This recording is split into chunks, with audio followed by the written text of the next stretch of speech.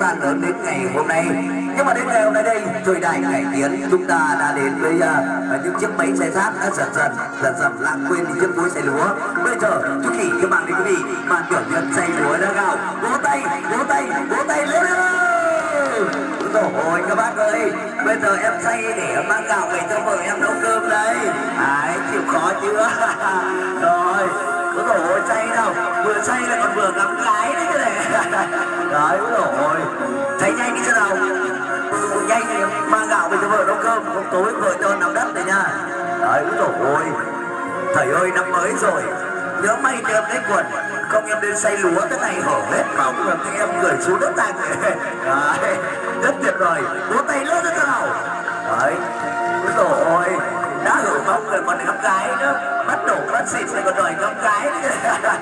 Rồi, nhất là các chị ở trên giữa đây xinh xinh em nằm suốt đây.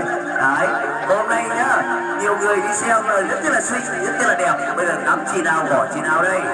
Rồi ôi, chịu khó chưa? Rất tuyệt vời không quý vị.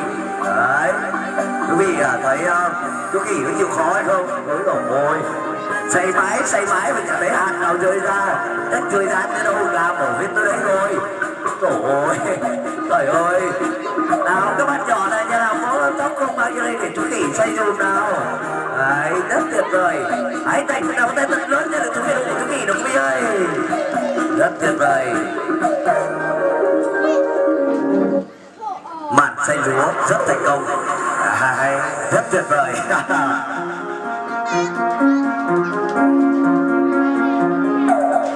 Và bây giờ quý giả bây giờ chúng ta sẽ được đến với quê hương miền Tây Nam Bộ, với một biển sông nước để chúng ta đến với những hình ảnh của những chiếc cầu khỉ. Bây giờ khỉ lại đi trên cầu khỉ. Rồi.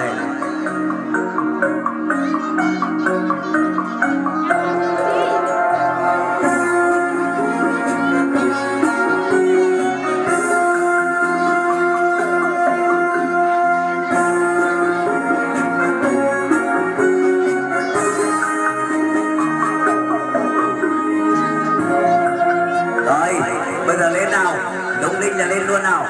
Đấy. Khỉ lại đi trên cái cầu khỉ.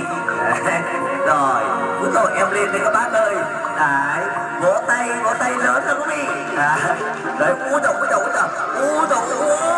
dồi, trời ơi, tí nó tỉ té ngã nha. Đúng là thật sự là cầu khỉ thì rất đông đưa, cầu tre lắc lẻo gồng ghềnh lại khó đi thì thầy dắt em đi không nổi, thầy đi một mình, rồi mai cho thầy đi một mình nha. Úi dồi ôi chà, nào thẳng cái lưng lên ra nào, giờ này cứ long khom như người già thế kia, nào đi nào. Đấy, ôi giờ bị thẳng lên ra nào, vỗ tay lên đấy quý vị, rất tuyệt vời.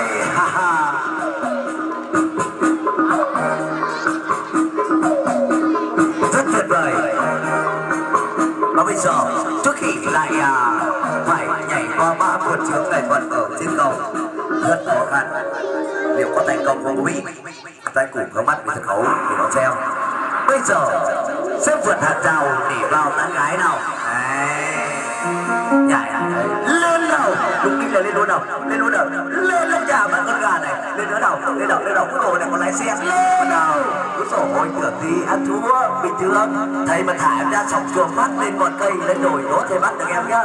Đấy, độ này em béo lắm bạn ạ, vòng em bỏ quá nhảy nó hơi khó.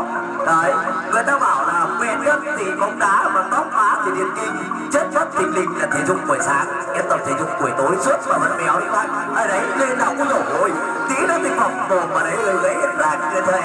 Đấy, rồi tí nữa thôi, nào cẩn thận nha, rồi lại còn lái xe con chỉ nữa, rồi lên nào, rồi tí nữa thì gà.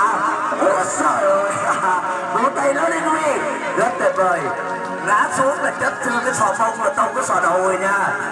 Đấy, rồi, rất tuyệt vời. Màn nhảy vượt chướng rất tuyệt vời. Vỗ tay lên đi quý vị. Vâng, các bạn cảm ơn rất nhiều. Và bây giờ các em nhỏ biết cái này là cái gì không? Người ta gọi cái này là cái gì?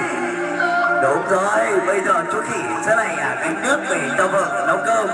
Đấy, rồi. đấy em phải chịu khó em làm tối vợ cho em nằm đất đấy các bạn ạ. Đấy rồi vỗ tay vỗ tay vỗ tay lên quý vị ơi, rất tuyệt vời. Ôi trời ơi nhà em xa quá là đi qua con suối qua cái cầu đấy, tháng 12 năm ngoái mới thành là thành cái cầu cứng, em phải cái chuốt cái này nữa thầy ạ.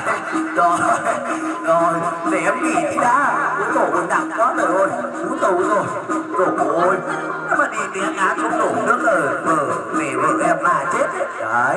Rồi bây giờ có nước cho vợ nấu cơm rồi, gánh thêm gánh nữa để về giặt rũ rửa rau rửa bát đâu đấy. Vỗ tay lên đi quý vị, rất tuyệt vời. Rồi chịu khó chưa đấy. Rồi nhà em mà khó đi quá các bạn ạ. Đấy ở bãi tận mạng bên kia đấy. Thôi được rồi, bây giờ có đồ nấu nướng rồi, em sẽ gánh đồ cho thầy trò mình đi thầy kinh nhá. Đấy ôi thầy ơi thầy trúc xả lắm thì từ từ thôi thầy ạ.